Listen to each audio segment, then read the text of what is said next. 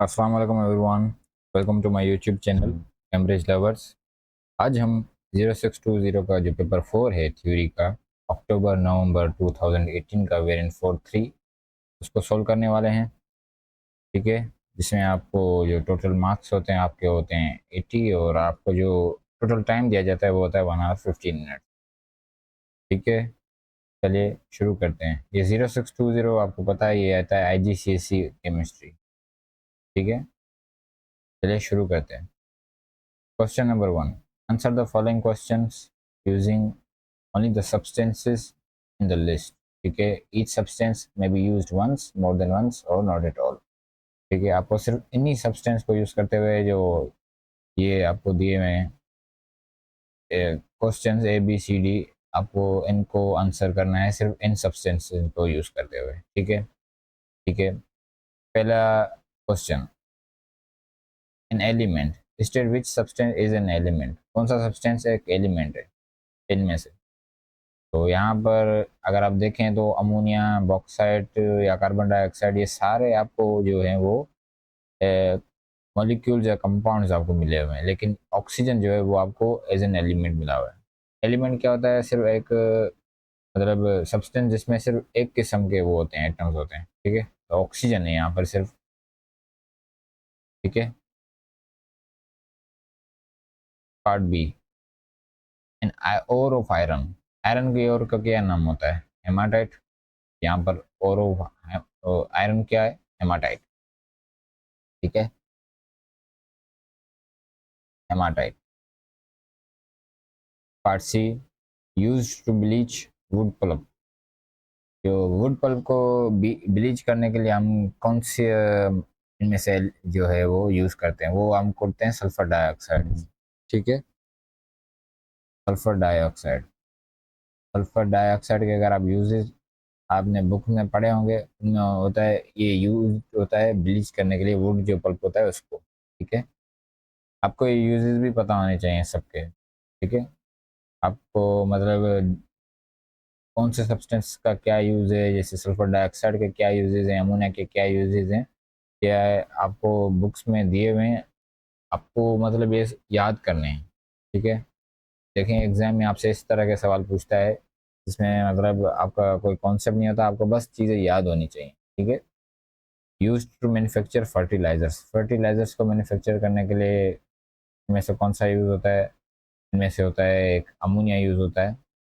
हम अमोनियम जो होते हैं खाद्स बनाते हैं वो फर्टिलाइज़र के तौर पर यूज़ होते हैं। ठीक है, तो ammonia, ammonia. Party, a toxic gas produced during incomplete combustion. Incomplete combustion जो होती है तब आपकी कार्बन मोनोऑक्साइड आपकी प्रोड्यूस होती है, जो एक टॉक्सिक गैस है। ठीक है, तो carbon monoxide, carbon monoxide. Part F, ionic compound. Ionic compound वो होता है जो आयन से बना होता है, और यहाँ पर आपका जो सोडियम क्लोराइड है ये एक आयनिक कंपाउंड है। ठीक है, सोडियम क्लोराइड। ठीक है जी। Reactant in photosynthesis. फोटोसिंथेसिस में रिएक्टेंट क्या होता है, यानी कौन सा सब्सटेंस जो एज ए रिएक्टेंट होता है फिर आपकी फोटोसिंथेसिस होती है, तो वो आपका ये जो रिएक्टेंट होता है वो होता है आपकी कार्बन डाइऑक्साइड। फोटोसिंथेसिस आपका जो है वो कार्बन डाइऑक्साइड को एटमॉस्फेयर में से रिमूव करता है। ठीक है, ये आपकी कार्बन डाइऑक्साइड को यूज करता है और ग्लूकोज बना लेता है। ठीक है, ग्लूकोज और वाटर। ठीक है, तो कार्बन डाइऑक्साइड,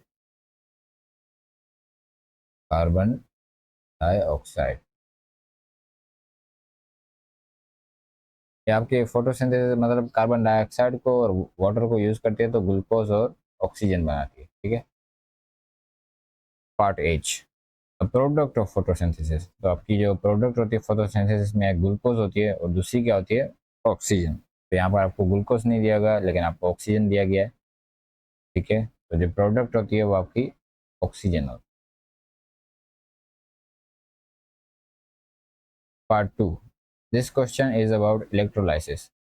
ठीक है, what is mean by term electrolysis? Electrolysis का क्या मतलब होता है? यानी breakdown of ionic compounds bye electricity. आपके जो आयनिक कंपाउंड्स होते हैं जब वो मोल्टेन में होते हैं या एक्वस में होते हैं, तो उनमें से हम आप इलेक्ट्रिसिटी पास करवाते हैं और उनको ब्रेक करते हैं। तो ऐसे प्रोसेस को हम क्या कहते हैं? इलेक्ट्रोलाइसिस। ठीक है, तो break down of an ionic compound when molten or aqueous. ये आपका मतलब मोल्टेन या एक्वस में जो होता है, और aqueous solution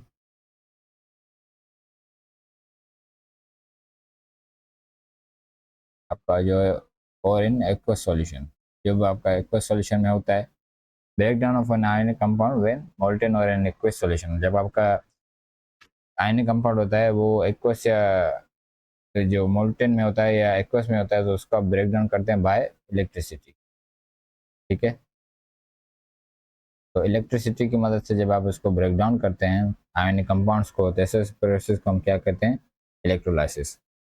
name the type of particle responsible for conduction of electricity during the electrolysis. ठीक है, आपको उन पार्टिकल्स के नाम बताने जो इलेक्ट्रिसिटी को जो है वो कंडक्ट करवाते हैं इलेक्ट्रोलाइसिस के प्रोसेस में। वो पहला, मेटल वायर में कौन से पार्टिकल्स जो है आपकी वो इलेक्ट्रिसिटी कंडक्ट करवाते हैं, और जो इलेक्ट्रोलाइट होता है उसमें आपकी कौन से मतलब जो पार्टिकल्स हैं वो आपकी इलेक्ट्रिसिटी कंडक्ट करवाते हैं। तो जो आपके वो मेटल वायर होती है उसमें आपके जो होते हैं वो इलेक्ट्रॉन्स होते हैं जो आपकी इलेक्ट्रिसिटी कंडक्ट करवाते हैं।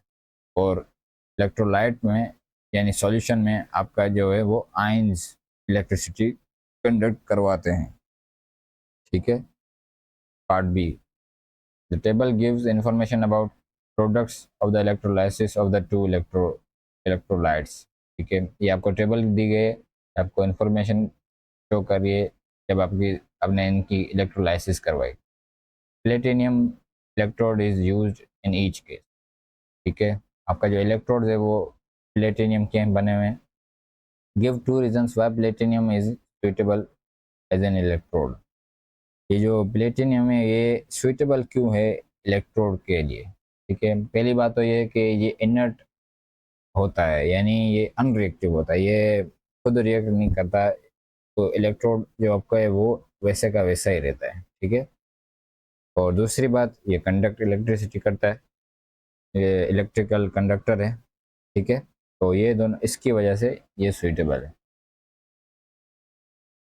तो ये एक इनर्ट है, यानी ये अनरिएक्टिव है, ये रिएक्ट नहीं करता। आप इनर्ट लिखें या अनरिएक्टिव लिखें तो ये दोनों सही हैं। इनर्ट है, और दूसरा क्या है, ये कंडक्ट्स इलेक्ट्रिसिटी। आपका ये जो प्लेटिनियम है ये इलेक्ट्रिकल कंडक्टर है, कंडक्ट इलेक्ट्रिसिटी। ठीक है, complete the table. Concentrated aqueous potassium chloride. आपका जो पोटेशियम क्लोराइड है वो उसमें क्या होंगे, जब सॉल्यूशन में होगा तो उसमें पोटेशियम के आयंस होंगे और क्लोराइड के आएंगे। और दूसरा, अगर ये एक्वस सॉल्यूशन है तो इसमें हाइड्रोजन के यानी वाटर के जो है वो भी आयंस हो गए, हाइड्रोजन और हाइड्रो ऑक्साइड आयंस भी मौजूद हैं। अब यहाँ पर कंसनट्रेटेड है इस सॉल्यूशन, मतलब डाइल्यूट जब होगा तब आपकी जो प्रोडक्ट्स होंगी वो डिफरेंट बनेगी। और जो कंसनट्रेटेड होता है उसमें आपकी जो प्रोडक्ट्स होती हैं वो डिफरेंट होती हैं आपकी प्रोडक्ट्स। ठीक है ना, कंसनट्रेटेड और डाइल्यूट में दोनों में। तो आपको ये भी एग्जाम में देखना है कि जो एक्वस सॉल्यूशन है आपका वो कंसनट्रेटेड है या वो आपका डाइल्यूट सॉल्यूशन।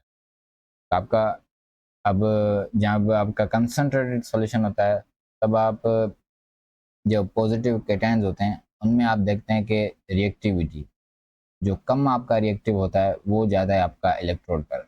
इस केस में अगर आप देखें तो हाइड्रोजन जो आयन है ये आपके लेस रिएक्टिव हैं पोटेशियम से।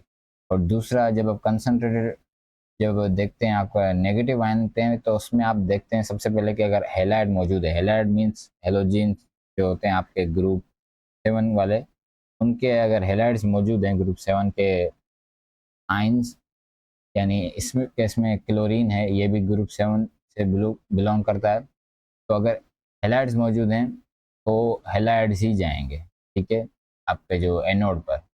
और अगर हैलाइड्स मौजूद नहीं है तो फिर OH आयन जाएगा और वो जाके ऑक्सीजन गैस बना लेगा, ठीक है। तो ऑब्जर्वेशन एट एनोड, इस केस में आपके पास जो है एनोड पर आपका जाता है एनाइन यानी नेगेटिव आयन, ठीक है। ये क्योंकि जो एनोड होता है वो पॉजिटिव होता है और आपके जो एनाइंस होते हैं वो नेगेटिव होते हैं, तो ये पॉजिटिव जो होता है इलेक्ट्रोड होता है एनोड, उससे अट्रैक्ट होते हैं, ठीक है। इस केस में आपके पास हैलाइड मौजूद है और ये सॉल्यूशन कंसंट्रेटेड है, तो इस केस में आपके पास जो है वो क्लोराइड आयन जाएगा और इस यहाँ पर एनोड पर आपकी होगी ऑक्सीडेशन। तो ये क्लोरीन है, ये आपका इलेक्ट्रॉन है जो है वो लूज करेगा और वो लूज करके आपका वो मतलब बना देगा आपकी एज क्लोरीन गैस, ठीक है। आपकी क्लोरीन गैस बन जाएगी। तो ऑब्जर्वेशन आप क्या शो मतलब आपको दिखेगी, आप क्या मतलब आप ऑब्जर्व करेंगे एनोड पर।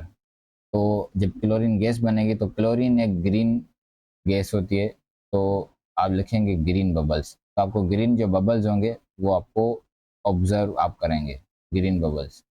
और इसके प्रोडक्ट का नाम आपको यहाँ पर लिखना है क्लोरीन, ठीक है।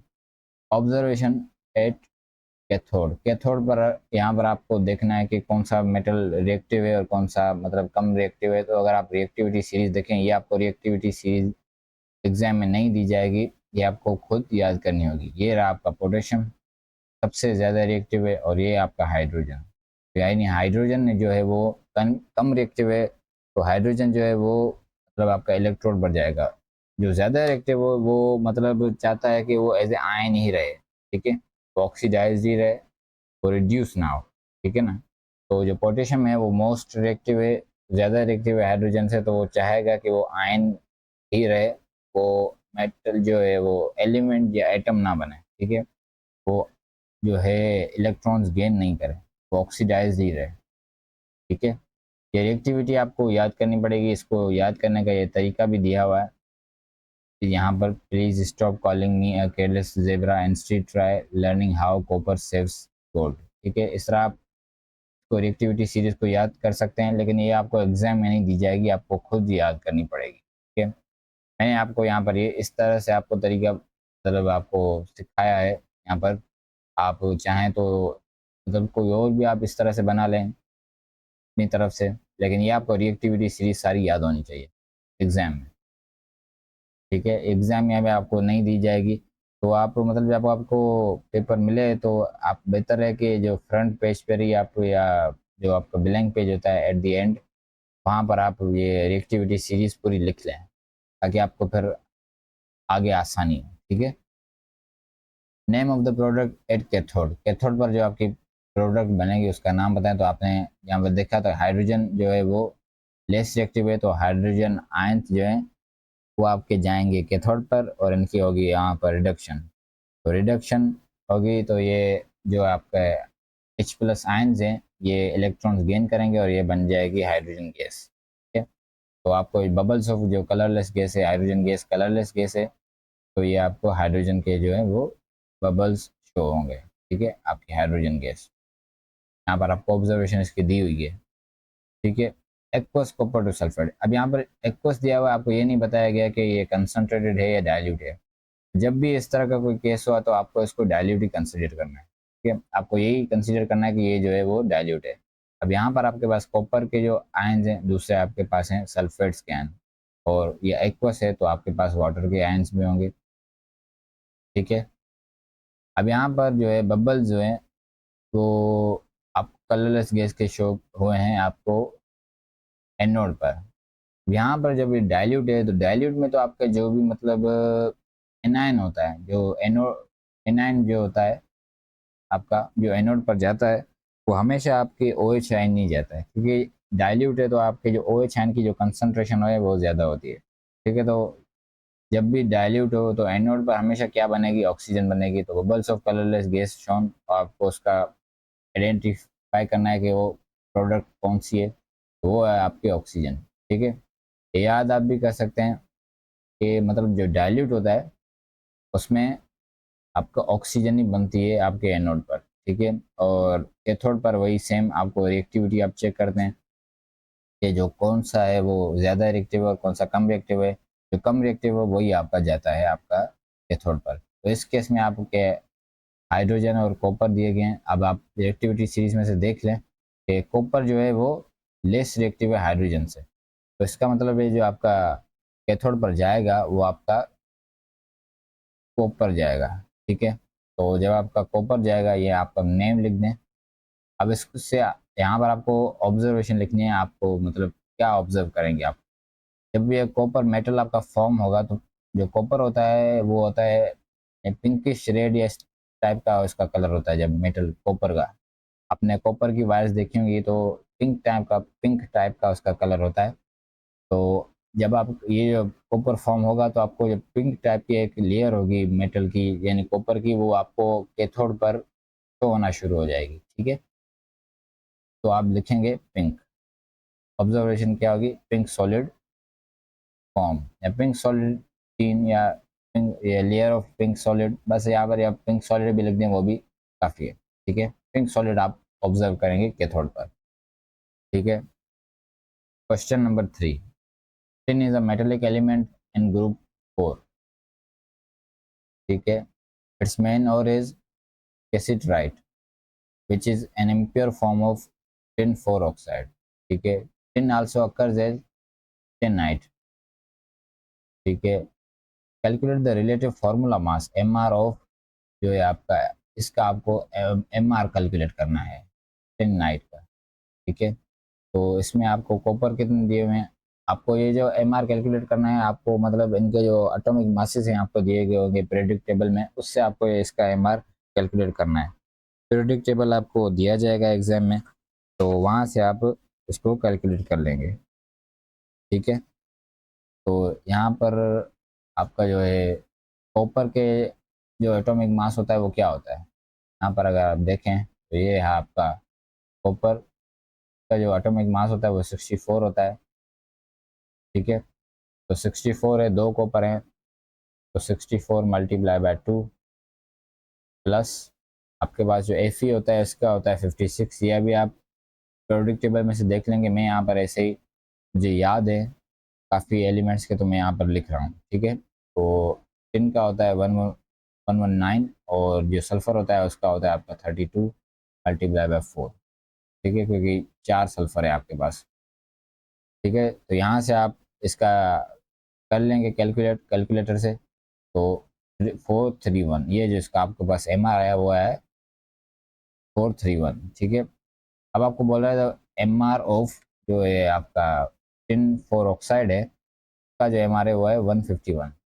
Calculate percentage of tin by mass in, जो है आपका टिन 4 ऑक्साइड है, इसमें परसेंटेज ऑफ मास पता नहीं आपकी टिन की। तो टिन का जो होता है आपके पास जो है ए आर क्या होता है आपका, टिन के बाद आपका जो ए आर होता है वो होता है 119।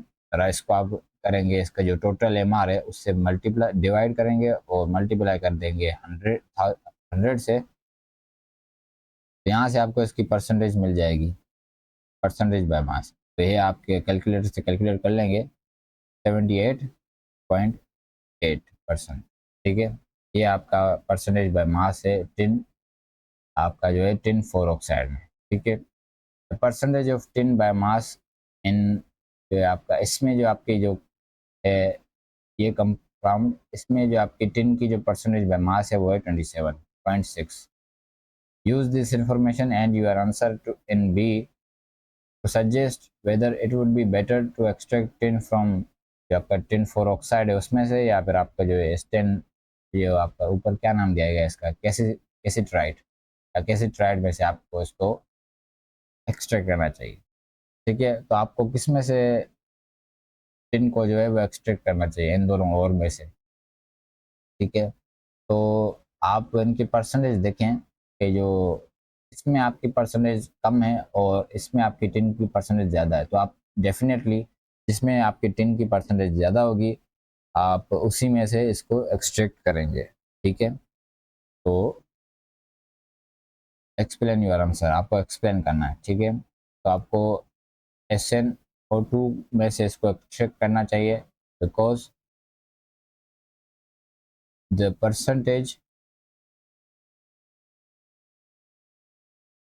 percentage of tin is larger in tin four oxide. ठीक है, टिन फोर ऑक्साइड में आपकी जो परसेंटेज होती है वो ज़्यादा होती है। आपको यहाँ पर आपने कैलकुलेट किया है, ठीक है, इसलिए आप इसने आपको बोला भी है कि use your answer to part B. ठीक है, आपको जो आपका आंसर होगा बी में, उसको यूज़ करते हुए आपको बताना है।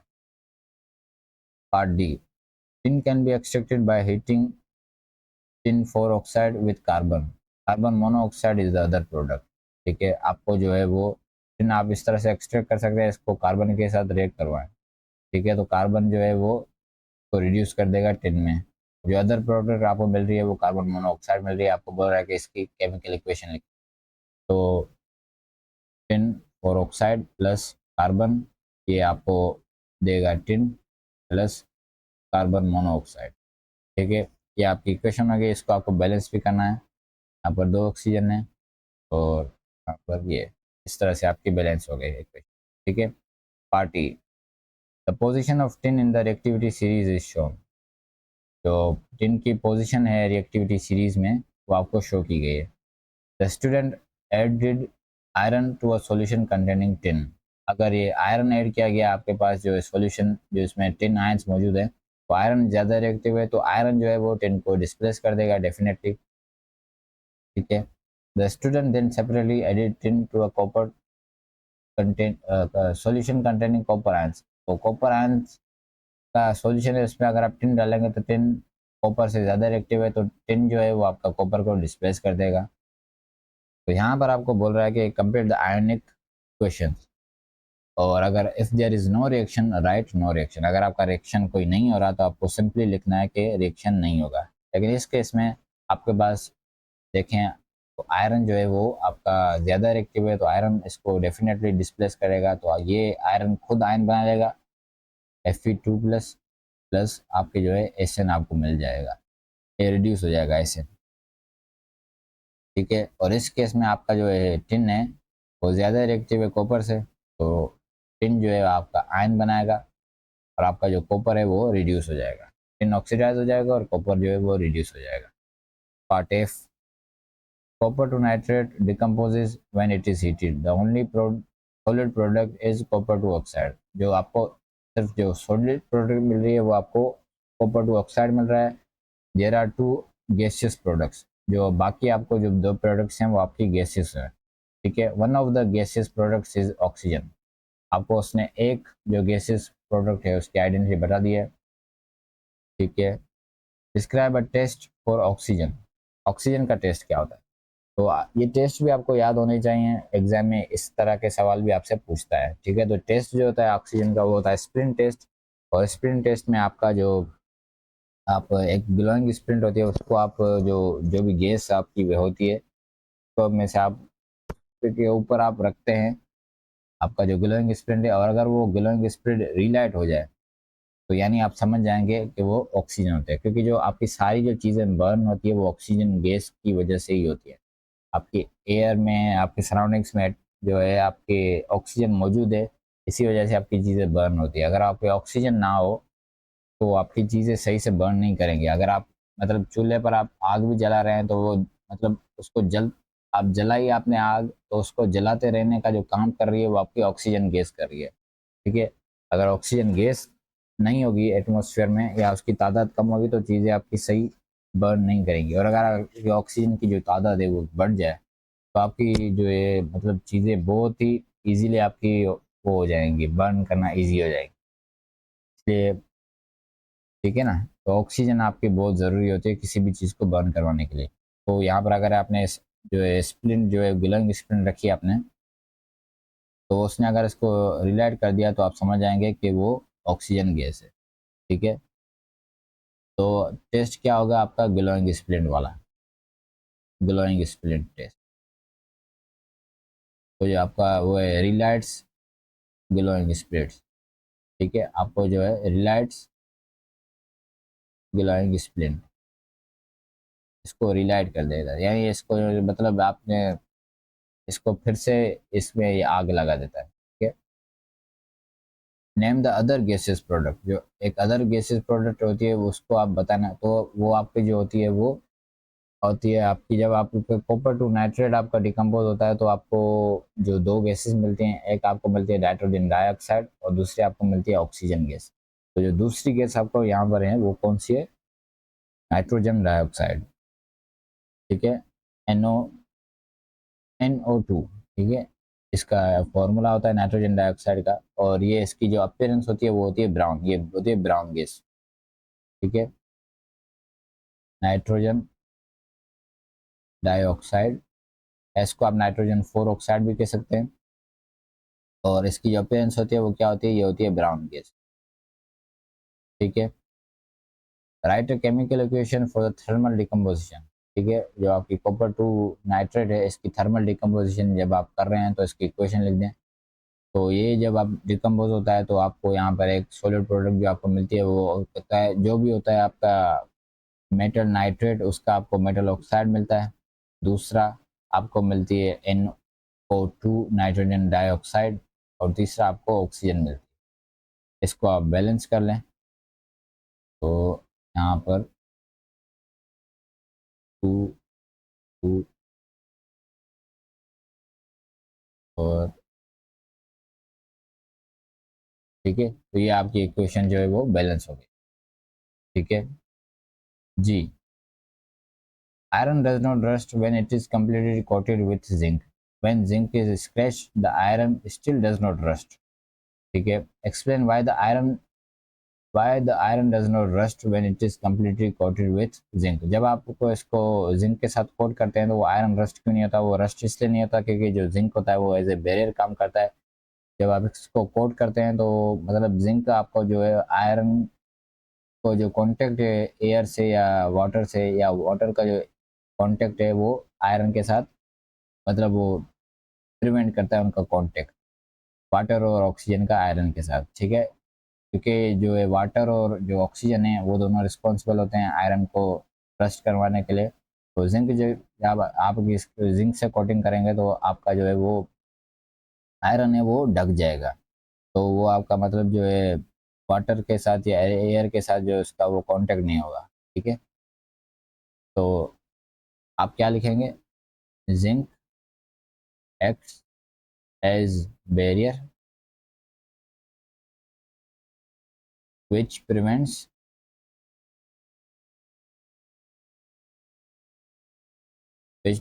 contact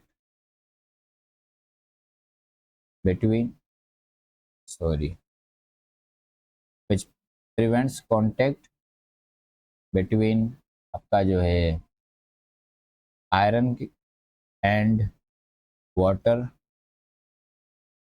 and oxygen. ठीक है ना? तो आपका जो है आपकी जिंक है वो आपका एज ए बैरियर काम करता है, और आपका जो है वो मतलब आपका है वो प्रिवेंट करता है कांटेक्ट आयरन का और वाटर का और ऑक्सीजन। ठीक है।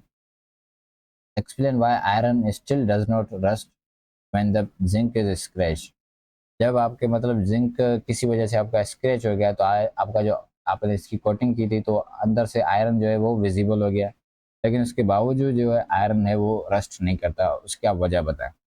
तो वो रस्ट इसलिए नहीं करता क्योंकि जो आपका जिंक मेटल है, आप अगर आप रिएक्टिविटी सीरीज में देखें तो जिंक जो है आपका ज़्यादा रिएक्टिव है आयरन से। ठीक है। जिंक ज़्यादा रिएक्टिव है। तो आप जब भी मतलब इसको कोट करते हैं तो आप यूजुअली आयरन को मतलब ऐसे मेटल से करते हैं जो आयरन से ज़्यादा रिएक्टिव हो। वो इसलिए करते हैं क्योंकि मतलब रस्टिंग जो है वो एक ऑक्सीडेशन प्रोसेस है। तो इसमें जो आपका मतलब आप जिस चीज़ से मतलब आप आयरन को कोट करते हैं अगर वो ज़्यादा रिएक्टिव है आयरन से, तो मतलब जो है वो ऑक्सीडाइज होगी इंस्टीड ऑफ आयरन। ठीक है ना? वो आयरन को ऑक्सीडाइज नहीं होने देगी। लेकिन अगर कोई ऐसा मेटल हो जैसे कॉपर है, वो आयरन से ही कम रिएक्टिव है, तो अगर आप उससे कोटिंग करेंगे तो उसका कोई फ़ायदा नहीं है, वो आयरन को रस्ट करने से नहीं बचा पाएगा क्योंकि आयरन जो है वो कॉपर से ज़्यादा रिएक्टिव है। तो आयरन ही मतलब जो है इलेक्ट्रॉन्स लूज करेगा और वो ऑक्सीडाइज होगा। ठीक है। लेकिन अगर जो है आपका मेटल जो भी आप यूज़ कर रहे हैं वो अगर आयरन से ज़्यादा रिएक्टिव है तो वो आयरन को जो है रस्ट करने से प्रिवेंट कर देगा। ठीक है, तो आप क्या लिखेंगे, zinc is more reactive than iron, तो zinc loses electrons instead of iron. ठीक है ना, आयरन को मतलब ऑक्सीडाइज नहीं होने देगा, ये जिंक खुद है वो ऑक्सीडाइज होगा। तो iron does not lose electrons. ठीक है, आपका जो है वो आयरन लूज इलेक्ट्रॉन्स नहीं करेगा, तो मतलब उसकी रस्टिंग नहीं होगी। ठीक है, तो ये आपको लिखना। Question number 4, dilute sulfuric acid and aqueous potassium hydroxide can be used to make potassium sulfate crystals using a method that includes titration। ठीक है, आपका डाइल्यूट सल्फ्यूरिक एसिड और पोटेशियम हाइड्रोक्साइड है, इन दोनों को मतलब आपको मिक्स कर रहे हैं, ये एक इसमें एक एसिड है और दूसरा बेस है, तो एसिड और बेस का आपको रिएक्शन करवा रहे हैं आपका न्यूट्रलाइजेशन का, तो आपको एक साल्ट मिल रहा है। ठीक है, उसके आपको क्रिस्टल्स आपको मिल रहे हैं पोटेशियम सल्फेट के, और जो मेथड आपने यूज़ किया है ये बनाने के लिए वो आपको लैब में टाइट्रेशन यूज़ किए। ठीक है, a student titrated 25 cm cube of 0.05 mole per dm cube aqueous potassium hydroxide with dilute sulfuric acid in the presence of an indicator। ठीक है, the volume of dilute sulfuric acid needed to neutralize was 20 cm cube। ठीक है, आपको equation दी गई है, आपको बोल रहा है determine concentration of dilute sulphuric acid. आपको जो डाइल्यूट सल्फ्यूरिक एसिड का जो वॉल्यूम आपको मतलब यूज़ हुआ है, इसको जो है आपका पोटेशियम हाइड्रोक्साइड है, 25 CM cube of potassium hydroxide है, जिसकी कंसंट्रेशन भी आपको दी गई है, उसको न्यूट्रलाइज करने के लिए आपके पास जो है डाइल्यूट सल्फ्यूरिक एसिड और 20 सीएम क्यूब आपका यूज़ हुआ है। ठीक है, तो आपको बोल रहा है कि आप इसको आपकी कंसंट्रेशन आपकी इस डाइल्यूट सल्फ्यूरिक एसिड की आपको बतानी है। आप मतलब ये आपका जो है 3-4 आपके स्टेप्स हैं, तो आपको यहाँ पर आपको जो है फाइनली आपको कैलकुलेट करवाएगा। तो आपको इसने प्रोसेस में आपको मतलब पूछा हुआ है कि कंसंट्रेशन आपको जो है डाइल्यूट सल्फ्यूरिक एसिड को बतानी है। तो पहले आपसे क्या पूछ रहा है, calculate number of moles of aqueous potassium hydroxide use. तो मोल्स आपके कितने यूज हुए हैं पोटेशियम हाइड्रोक्साइड के, तो वो आप कैसे कैलकुलेट करेंगे, उसका फॉर्मूला क्या होता है, N=CV। ये फार्मूला आपको पता होना चाहिए। N क्या होता है, नंबर ऑफ मोल्स, और C होता है आपकी कंसंट्रेशन, और V होता है आपका वॉल्यूम। तो आपको मोल्स चाहिए पोटेशियम हाइड्रोक्साइड के, तो N आपको कंसंट्रेशन दी गई है आपको पोटेशियम हाइड्रोक्साइड की, वो है 0.05, और आपको वॉल्यूम भी दिया गया वो है 25, लेकिन आपका जो 25 दिया गया आपको सीएम क्यूब में दिया गया, आपको इसको डीएम क्यूब में कन्वर्ट करना लाजिमी है। ठीक है, और डीएम क्यूब को कन्वर्ट करने के लिए आप 1000 से डिवाइड कर देंगे, क्योंकि जो एक डीएम क्यूब में आपके जो है वो 1000 सीएम क्यूब होते हैं। ठीक है, तो यहाँ से आपको नंबर ऑफ मोल्स जो है वो मिल जाएंगे। नंबर ऑफ मोल्स जो है वो 0.00125। ठीक है, 0.00125 ये आपके पोटेशियम हाइड्रोक्साइड के मोल्स हैं। अब आपको बोल रहा है calculate number of moles of dilute sulphuric acid needed to neutralise aqueous potassium hydroxide. अब जो डाइल्यूट सल्फ्यूरिक एसिड के जो मोल्स हैं वो कितने रिक्वायर होंगे, तो वो आप यहाँ से जो है इक्वेशन से आपको कैलकुलेट करने पड़ेंगे। तो आप रेशो देखेंगे कि डाइल्यूट सल्फ्यूरिक एसिड का और पोटेशियम हाइड्रोक्साइड का रेशो क्या है, वो यहाँ पर आपको इक्वेशन में शो हो रहा है कि वो 1:2 है। तो जो डाइल्यूट सल्फ्यूरिक एसिड है और पोटेशियम हाइड्रोक्साइड है का जो रेशियो है वो 1:2 है। तो यहाँ पर आपको पोटेशियम हाइड्रोक्साइड के 0.00125 मोल्स है, तो यहाँ पर इसका क्या होगा, एक्स होंगे। ठीक है, यहाँ से आप एक्स की वैल्यू कैलकुलेट कर लेंगे क्रॉस मल्टीप्लिकेशन से, तो आपको जो एक्स मिलेगा वो आपको मिलेगा 6.25 into 10⁻⁻⁴।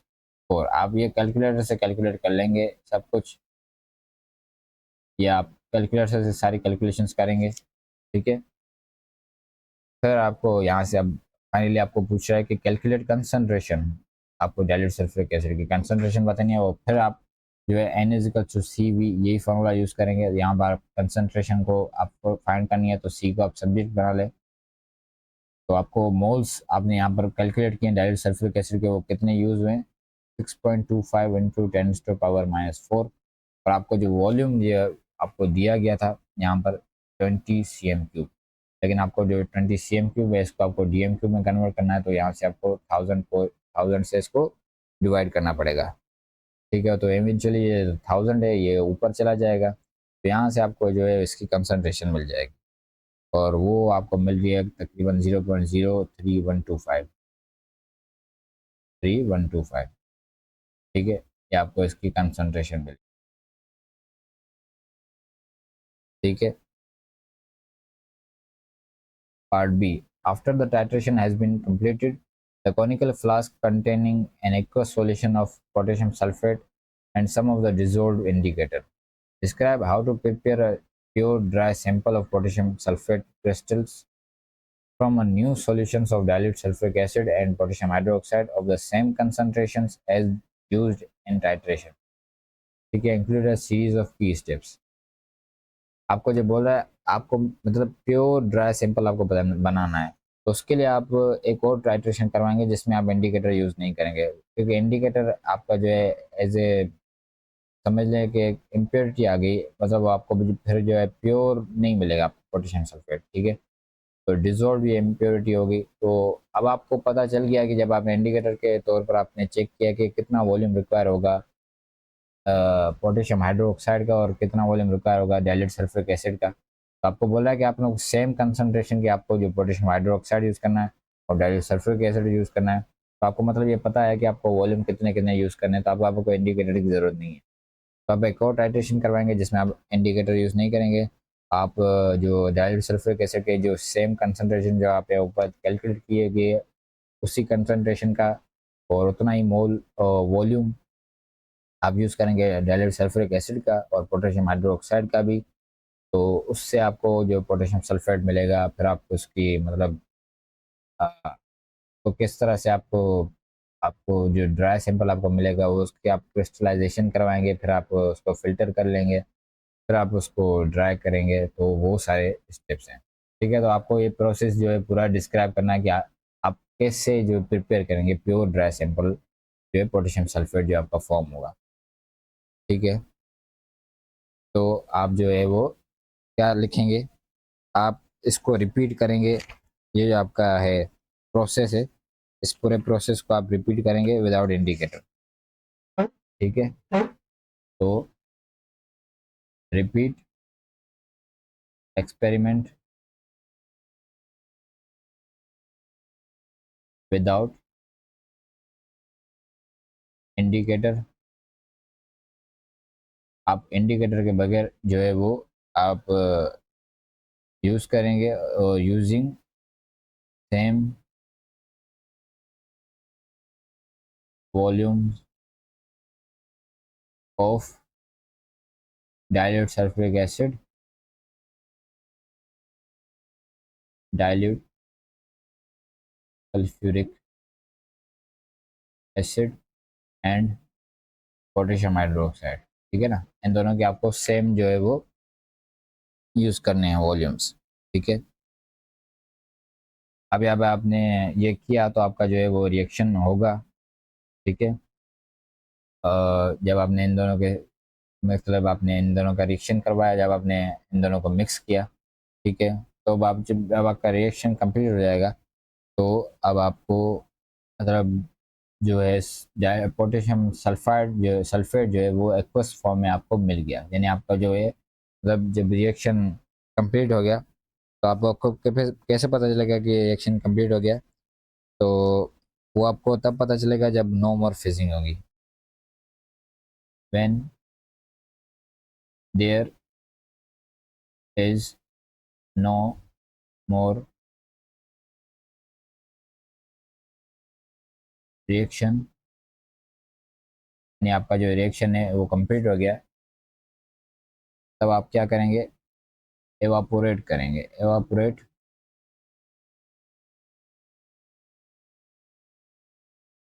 To point of crystallisation, यानी आप इसका जो है वो सैचुरेटेड बना लेंगे। आपका ये जो सॉल्यूशन है इसको आप सैचुरेटेड बना लेंगे। जब आप, क्योंकि जो आपका जो पोटेशियम सल्फेट है वो आपको एक्वस फॉर्म में मिला है, अब आपको उसके क्रिस्टल्स बनाने हैं, तो आपको जो सॉल्यूशन मिला है उसको आप हीट करेंगे, क्योंकि आप उसमें से जो है कुछ आपका वाटर जो है आप एवापोरेट कर देंगे, तो आपका जो है सॉल्यूशन है वो सैचुरेटेड बन जाएगा। सैचुरेटेड सॉल्यूशन क्या होता है, जो कि आपका है कोई भी ज़्यादा जो है सॉल्यूट जो है वो आपका डिज़ोल्व नहीं करता, आपका जो है वो एक पर्टिकुलर टेम्परेचर पर है, ठीक है। तो आप मतलब इसको एवापोरेट कर देंगे, मतलब इसको आप इस तरह भी लिख सकते हैं, इसका जो है evaporate to point of crystallisation का यही मतलब है कि आप इसको जो है सैचुरेटेड सॉल्यूशन बना रहे हैं, ठीक है। फिर आप, जब आपने इसको एवापोरेट करवाया, देन आपको इसको लीव करना है, leave it to cool and crystals will form।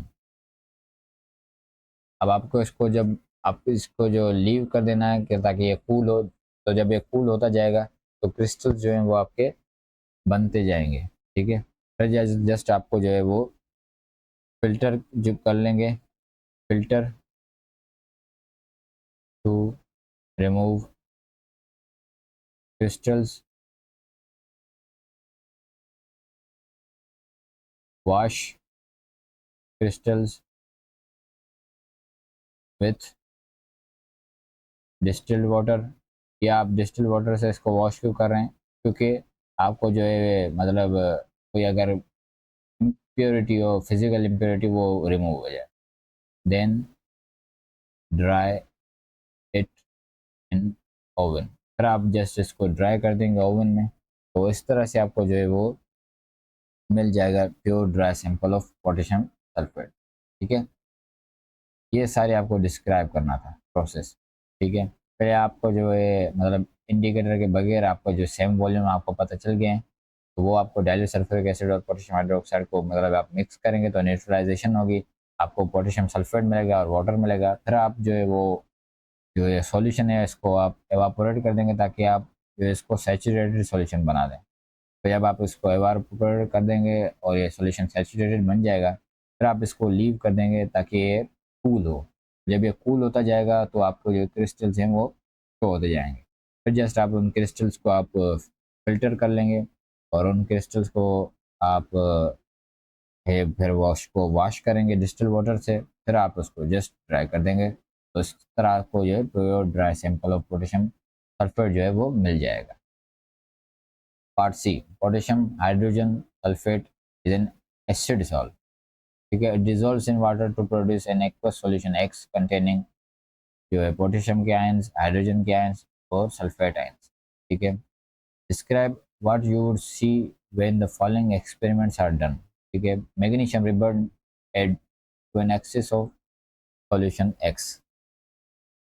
जब आपका जो सॉल्यूशन एक्स में इसमें आपने मैग्नीशियम रिबन डाली, तो आपको क्या मतलब आपका है वो आप सी करें, what would you what you would सी, ठीक है ना, आप मतलब क्या ऑब्जर्व करेंगे। तो ये आपका जो है एक एसिड साल्ट है, और आपने इसमें मैग्नीशियम रिबन डाल दिए, तो ये जो है मैग्नीशियम जो है वो एसिड के साथ रिएक्ट करता है, तो आपका क्या बनाता है, आपका जो है मैग्नीशियम एक साल्ट बनाता है, और दूसरा आपका मुझे वो हाइड्रोजन गैस बनाता है। तो यहाँ पर आपका जो है एसिड साल्ट है, तो यहाँ पर मैग्नीशियम जब आपने रिबन डाली तो आपका रिएक्शन होगा, तो आपको हाइड्रोजन गैस आपकी प्रोड्यूस होगी, तो आपको क्या होंगे, बबल्स जो हैं वो आप या एफरमेंट्स जो है आप मतलब ऑब्जर्व करेंगे, या आप फिजिंग भी लिख सकते हैं, फिजिंग ऑब्जर्व, फिजिंग ऑब्जर्व, आप फिजिंग ऑब्जर्व करेंगे, ठीक है।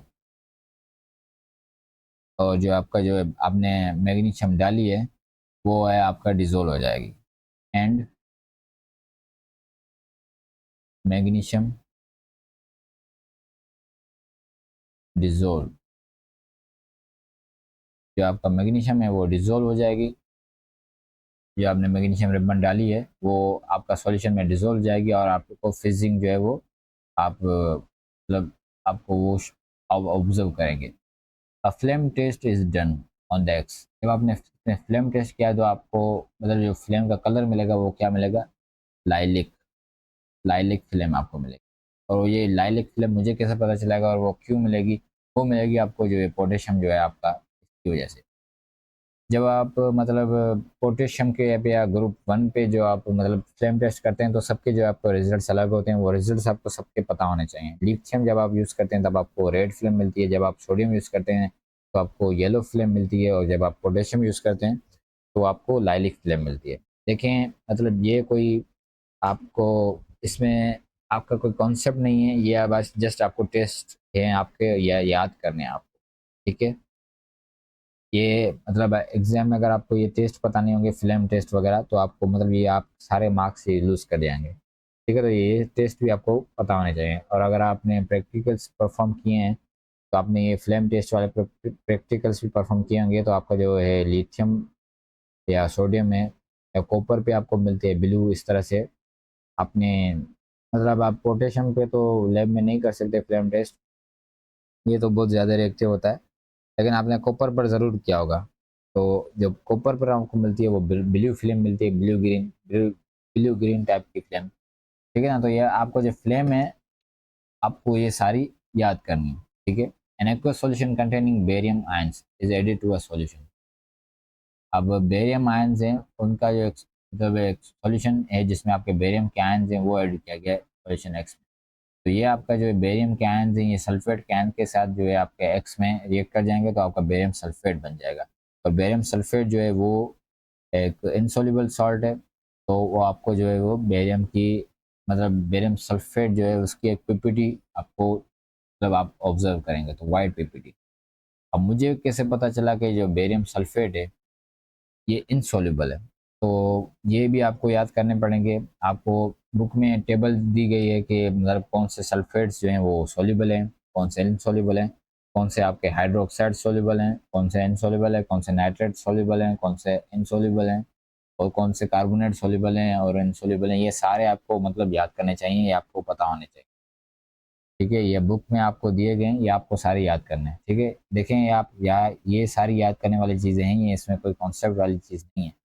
तो अगर अभी आपको ये चीज़ें याद नहीं होंगी तो आप डेफ़िनेटली इसमें मार्क्स लूज़ करेंगे। ठीक है? तो ये जो सारी चीज़ें हैं आपको ये याद होनी चाहिए। ये सारे टेस्ट्स और ये मतलब कौन से साल्ट्स आपके जो हैं वो सॉल्युबल हैं, कौन से इनसॉल्युबल हैं, ये सारे आपको याद होने चाहिए। पार्ट डी, ये आपका डाइल्यूट सल्फ्यूरिक एसिड है, reacts with basis, metals and carbonates. ठीक है? Right chemical equations for the reaction of dilute sulphuric with each of the following. अब ये जो मैग्नीशियम हाइड्रोक्साइड है ये आपका बेस है, तो आपको केमिकल इक्वेशंस लिखनी है, ठीक है ना? तो डाइल्यूट सल्फ्यूरिक एसिड जब आपका रिएक्ट करता है बेसिस से तो आप क्या बनाता है? मैग्नीशियम हाइड्रोक्साइड है इस केस में, तो आपका बनेगा यहाँ पर मैग्नीशियम सल्फेट प्लस वाटर, ठीक है? तो इसको आप बैलेंस कर ले, तो ये आपको इक्वेशन लिखनी थी। दूसरा ये मेटल के साथ भी रिएक्ट करता है एसिड, तो जिंक मेटल, और ये जब आपका डाइल्यूट सल्फ्यूरिक एसिड से रिएक्ट करेगा तो आपको मिलेगा zinc sulphate plus hydrogen gas, ठीक है? और यहाँ पर जो है तीसरा आपके साथ जो रिएक्शन है आपका sodium carbonate plus dilute sulphuric acid, तो ये आपका बनाएगा सोडियम सल्फेट, जो आपका सोडियम सल्फेट बनेगा, और यहाँ पर आपकी कार्बन डाइऑक्साइड बनेगी, कार्बन आयन जो मौजूद है, और तीसरा आपका बनेगा वाटर, ठीक है? इसको भी आपको बैलेंस करना होगा। यहाँ पर ये तो बैलेंस हुई है, ठीक है? बैलेंस आपको जो भी इक्वेशन आप लिखते हैं वो आप उसको आप बैलेंस लाज़िमी करें, क्योंकि आपको जो बैलेंस इक्वेशन आप करते हैं उसका भी आपको मार्क्स मिलता है, ठीक है? Question number 5, A student investigates the rate of reaction between lumps of calcium carbonate and dilute sulfuric acid using the apparatus shown, ठीक है? आपका जो है रेट आपने इन्वेस्टिगेट किया है इस रिएक्शन का, ठीक है? Calcium carbonate was in excess, ठीक है? जो कैल्शियम कार्बोनेट आपने यूज़ किया है वो आपने एक्सेस में यूज़ किया है।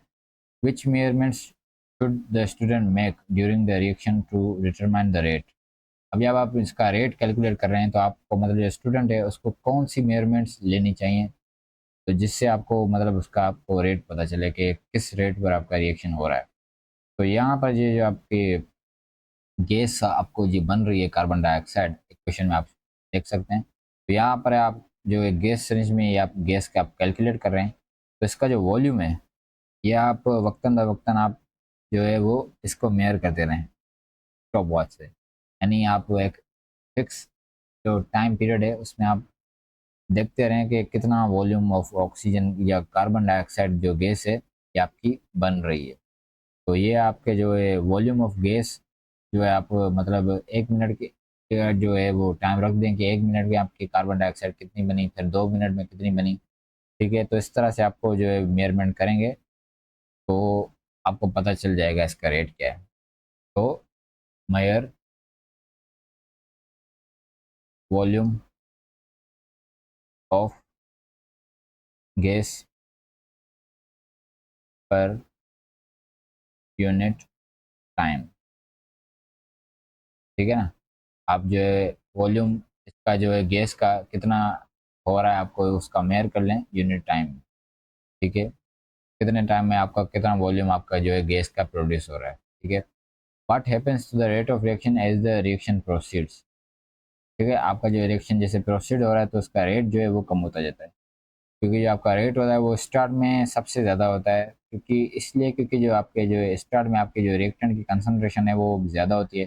तो जैसे जैसे रिएक्शन होता जाता है आपके जो रिएक्टेंट होते हैं उनकी कंसंट्रेशन कम हो जाती है। जैसे डाइल्यूट सल्फ्यूरिक एसिड है, शुरुआत में इसकी कंसंट्रेशन हाई होगी, तो जैसे ही आपका मतलब रिएक्शन होता जाएगा तो dilute sulphuric acid used up हो जाता जाएगा, तो इसकी जो कंसंट्रेशन होगी वो कम होती जाएगी। तो जिससे कंसंट्रेशन कम होगी तो आपका रेट भी कम होगा, क्योंकि कंसंट्रेशन डायरेक्टली प्रोपोर्शनल है रेट के। जब आप कंसंट्रेशन बढ़ाते हैं तो आपका जो है वो रेट भी बढ़ता है। तो रेट का क्या होगा, रेट डिक्रीजेस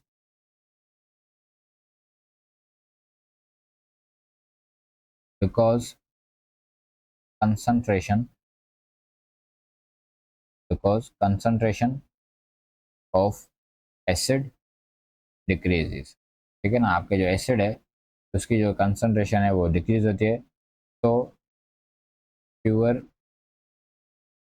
कोलिजन्स पर सेकेंड या fewer collisions per unit time.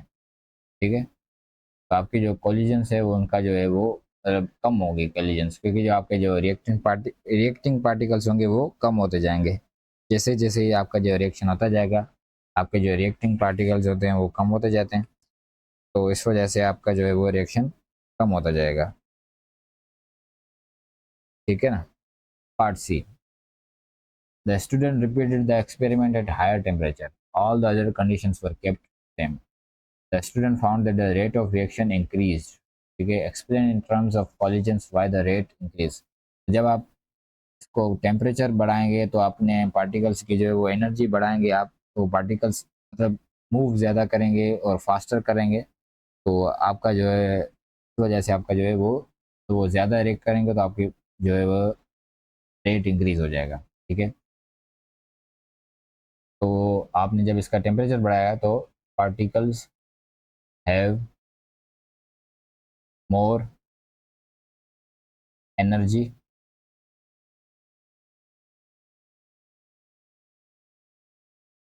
तो they move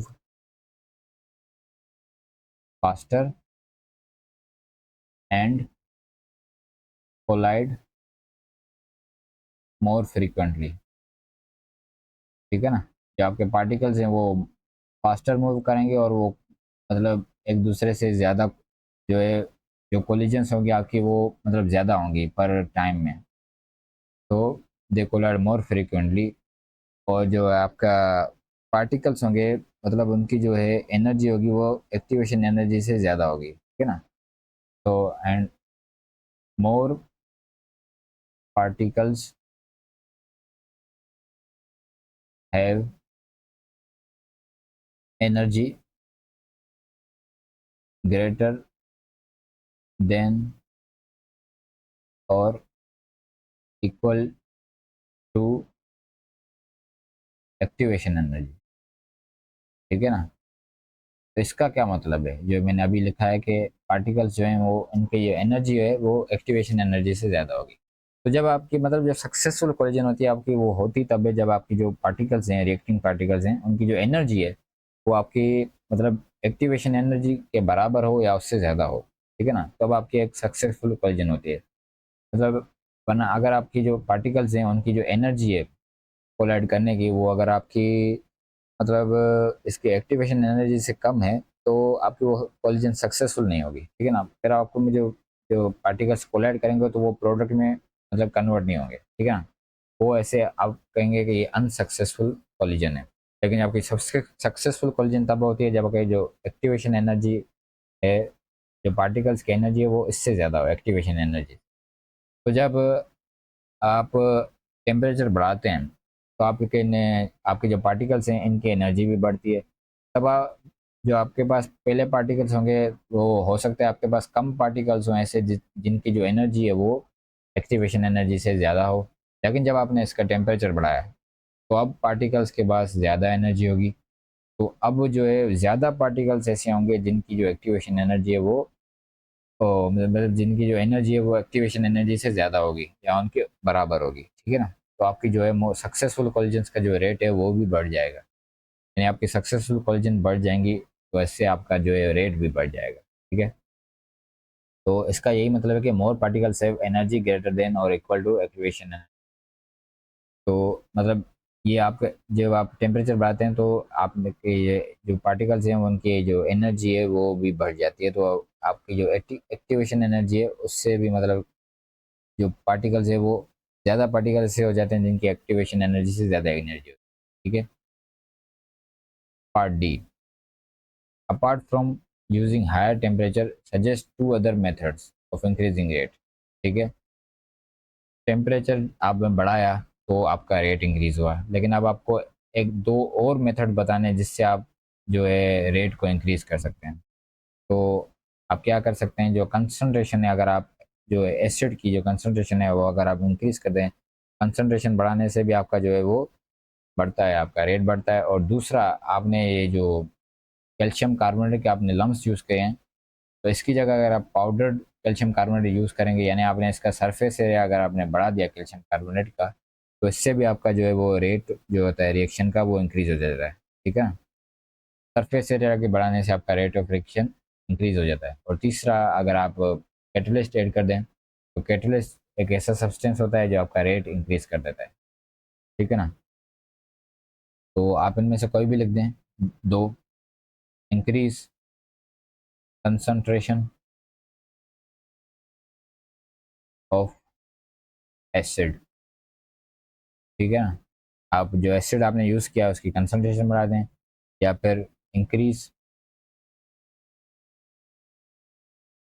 surface area of calcium carbonate. तो जब आपने कैल्शियम कार्बोनेट यूज़ किया है तो आप वो बढ़ा दें, सरफेस एरिया बढ़ा दें, यानी उसको आप पाउडर कर दें कार्बोनेट। तो इससे क्या होगा कि आपका जो मतलब आपका मोर जो है वो मतलब जो एरिया होते हैं या पार्टिकल्स विजिबल होते हैं आपके रिएक्शन करने के लिए, ठीक है ना। तो इससे आपका जो है वो रेट भी बढ़ता है। या तीसरा, आप कैटलिस्ट ऐड कर लें तो इससे भी आपका जो है वो रेट इंक्रीज होगा। Question number 6, ethanol can be manufactured by fermentation or by hydration. Describe these two processes of ethanol manufacture. In each case you should identify reactants, give the reaction conditions, write a chemical equation for each of the reaction which produces ethanol, ठीक है ना। तो fermentation में आप जो starting material देते हैं वो आपका ग्लूकोज होता है। ग्लूकोज जो है वो आप इसमें आप जो होता है एंजाइम्स में होती है यीस्ट, जो होती है यीस्ट, वो एज आपके कैटलिस्ट यूज़ होती है। तो यीस्ट जो है आपको ग्लूकोज को कन्वर्ट कर देती है आपका इथेनॉल में और इसमें कार्बन डाइऑक्साइड में, ठीक है ना। और ये जो आपका जो रिएक्शन होता है ये आपका ऑलमोस्ट आपका रूम टेम्परेचर पर होता है। आपका 35 से 37 डिग्री सेल्सियस इसका टेम्परेचर होता है जिस पर ये आपका रिएक्शन होता है, ठीक है। और दूसरा आपका जो है हाइड्रेशन। हाइड्रेशन में आपका क्या होता है, आप एक अल्कीन लेते हैं, जैसे इसमें इथेनॉल है तो आप इथीन लेंगे और इसकी हाइड्रेशन करवाएंगे, यानी इसमें वाटर ऐड करवाएंगे तो आपको इथेनॉल मिल जाएगा। और इसमें जो आपकी कंडीशंस होती हैं वो आपकी होती हैं तकरीबन 300 से 400 आपका होता है टेम्परेचर, और 60 टू 70 आपका होता है प्रेशर एटीएम, 60 टू 70 एटीएम। और आप इसमें जो आपका कैटलिस्ट आप यूज़ करते हैं वो होता है फॉस्फोरिक एसिड। ठीक है, तो आप लिखेंगे कि फर्मेंटेशन में आपका जो स्टार्टिंग मटेरियल होता है वो क्या होता है, reactant you reactant is used is glucose. The yeast is used as a catalyst, या आपका कैटलिस्ट के तौर पर यूज होता है। And reaction conditions are 37 degree, जो आपका है वो टेम्परेचर होता है, और बस यही होती है आपकी कंडीशन होती है। ठीक है ना, 37 डिग्री सेल्सियस टेम्परेचर। ठीक है, और यहाँ पे आपको इसकी इक्वेशन भी लिखनी है, तो इसकी इक्वेशन क्या होती है, ग्लूकोज होता है। ठीक है, और ये आपका कन्वर्ट किया जाता है इथेनॉल में, C2H5OH प्लस कार्बन डाइऑक्साइड। ठीक है ना, तो इन दोनों में आपका कन्वर्ट हो जाता है। ठीक है, अब आपको hydration reactants are ethene and water.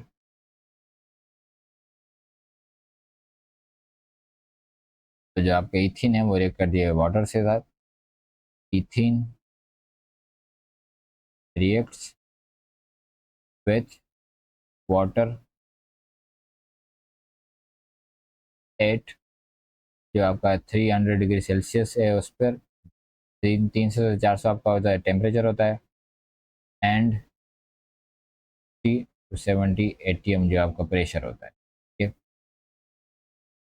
Phosphoric phosphoric acid is used as a, as a catalyst। तो आपका फॉस्फोरिक एसिड है वो आपका एज ए कैटलिस्ट यूज होता है। ठीक है, इसकी जो इक्वेशन है आप वो भी लिख दें, तो इथीन प्लस वाटर, ये आपको मिलता है इथेनॉल। ठीक है, तो इस तरह से आपके ये दो प्रोसेस होते हैं इथेनॉल के मतलब इंडस्ट्रियल लेवल पे ये आपके दो प्रोसेस होते हैं इथेनॉल को प्रोड्यूस करने के लिए। ठीक है, give two advantages of ethanol manufacture by fermentation compared to by hydration। मतलब फर्मेंटेशन से जब आप इसको प्रिपेयर करते हैं तो उसके एडवांटेजेस क्या होते हैं। एक तो एडवांटेज ये होता है कि इसमें जो मतलब रूम टेम्परेचर पे आपका जो हो जाता है, जो आपकी फर्मेंटेशन होती है वो रूम टेम्परेचर पर ही हो जाती है, तो आपको जो है इतना ज़्यादा टेम्परेचर जो है वो नहीं करना पड़ता यूज़। तो इससे आपकी जो है वो टेम्परेचर इतना मेंटेन करने के लिए जो है आपको कॉस्ट आती है, वो आप कॉस्ट से आपको मतलब बच जाते हैं। और दूसरा जो आपका जो है फर्मेंटेशन आपका जो रिएक्टेंट यूज़ कर रही है ग्लूकोज, वो एक रिन्यूएबल रिसोर्स है। ठीक है ना, तो रिन्यूएबल आपका है। और जो आपका अल्कीन जो है यहाँ पर हाइड्रेशन में आप जो आपको इथीन यूज़ कर रहे हैं वो एक नॉन रिन्यूएबल रिसोर्स है, जो अब आपको क्रैकिंग से मिलता है। और क्रैकिंग आप करते हैं जब पेट्रोलियम की, तो जब आप पेट्रोलियम की क्रैकिंग करते हैं तो उसमें से आपको ये मिलता है अल्कीन। तो जो पेट्रोलियम है आपका वो है आपका नॉन रिन्यूएबल रिसोर्स। तो इसलिए मतलब ये एक डिसएडवांटेज है आपका हाइड्रेशन का। और दूसरा जो आपका मैन्युफैक्चर है फर्मेंटेशन के, वो ग्लूकोज से जो आपकी होती है, तो ग्लूकोज जो है आपका वो मिलते हैं आपको कार्बोहाइड्रेट से, वो एक रिन्यूएबल रिसोर्स। ठीक है, तो आप क्या लिखेंगे, यूजेस रिन्यूएबल सोर्सेस। ठीक है ना, आप जो रिएक्टेंट के तौर पर यूज़ करते हैं वो आपके ये रिन्यूएबल रिसोर्सेज होते हैं, और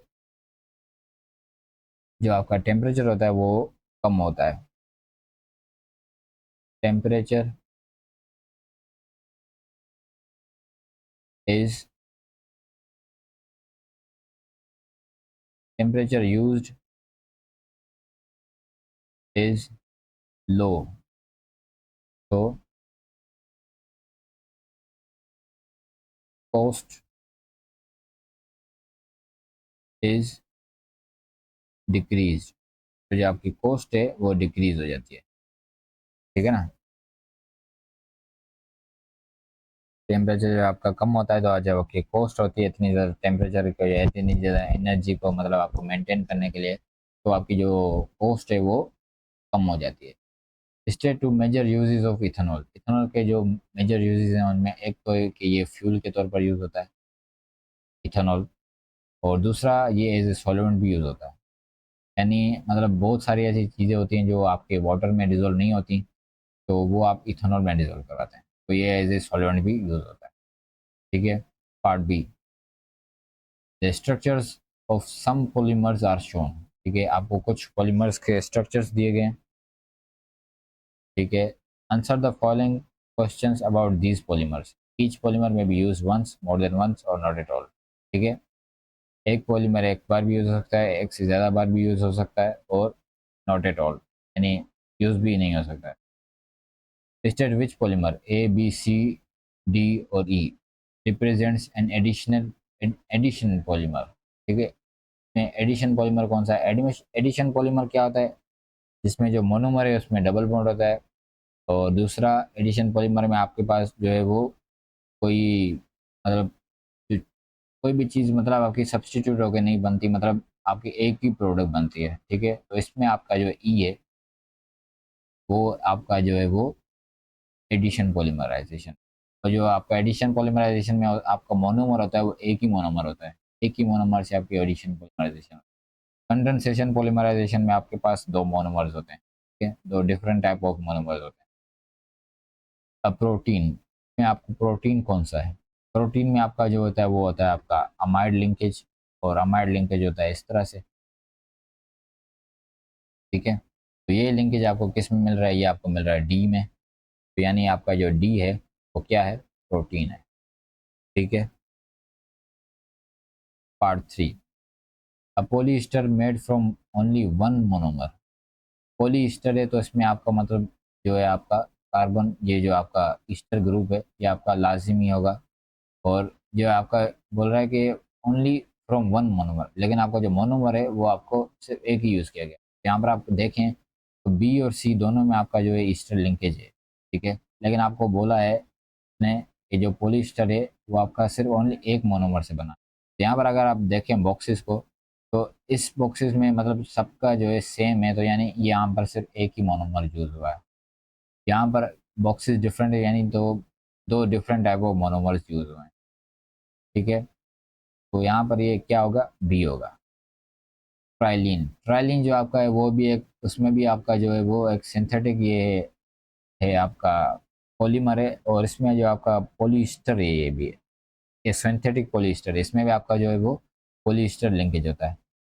तो यहाँ पर आप जो सी है या मतलब ये ट्राइलिन होगा, ठीक है ना। अ कॉम्प्लेक्स कार्बोहाइड्रेट, तो जो कॉम्प्लेक्स कार्बोहाइड्रेट्स होते हैं उनका जो मतलब जो पॉलीमर होते हैं वो इस तरह से होते हैं। ए जो है आपका वो है कॉम्प्लेक्स कार्बोहाइड्रेट, ठीक है। तो यहाँ पर आपका जो है पेपर ख़त्म हो गया। आई होप आपको ये वीडियो हेल्पफुल होगी और आपको ये वीडियो पसंद आई होगी। अगर आपको कोई भी क्यूरी हो या कोई भी चीज़ समझ में नहीं आया हो, आप मुझसे कमेंट्स में पूछ सकते हैं। तो that's all for the day. अपना ख्याल रखें और इंशाल्लाह आपसे जल्द मुलाकात होगी अगली वीडियो में। अल्लाह हाफ़िज़।